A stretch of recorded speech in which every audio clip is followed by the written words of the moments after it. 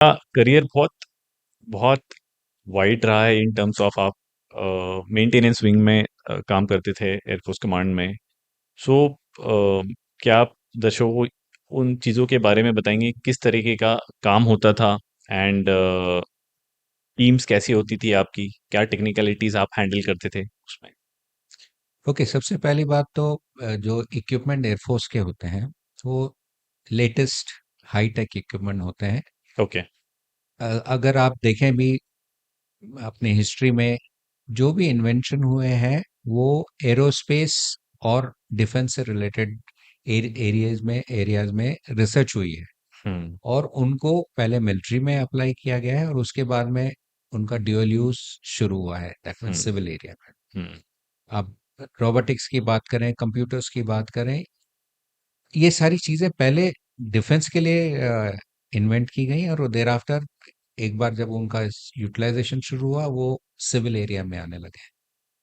तो coming back on your question कि क्या एक्टिविटी होती है, एक्चुअली जो हाई टेक इक्विपमेंट रहता है उसको मेंटेन करने के लिए आपको highly skilled and experience people की जरूरत होती है। ओके। सो किसी भी इक्विपमेंट को अगर मुझे सर्विस करना है, ये इतने मिनिचराइज और कॉम्प्लेक्स होते हैं कि उसकी ट्रेनिंग कैसे मैं उसको खोलूंगा, कैसे रिपेयर करूंगा, कैसे असेंबल करूंगा और टेस्टिंग करूंगा, इसमें हैंड्स ऑन ट्रेनिंग ही 3 से 4 साल लग जाते हैं। ओके।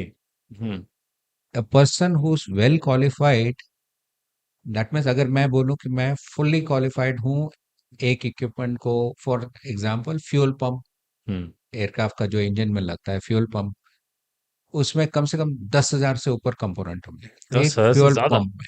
My God. अगर उनको निकाल के साफ करके इंस्पेक्ट करके अगर उसमें कुछ रिपेयर रिप्लेसमेंट करना है, असेंबल करूं, ये एक्टिविटी शायद हो सकता है कुछ महीने लगे और इसकी ट्रेनिंग लेने के लिए मुझे 3 से 4 साल लगे। सो आप समझ उसके बाद सकते, ये ग्रिप आता है। यस, तो आप समझ सकते हैं कि कितना कॉम्प्लेक्स मैकेनिज्म होता होगा।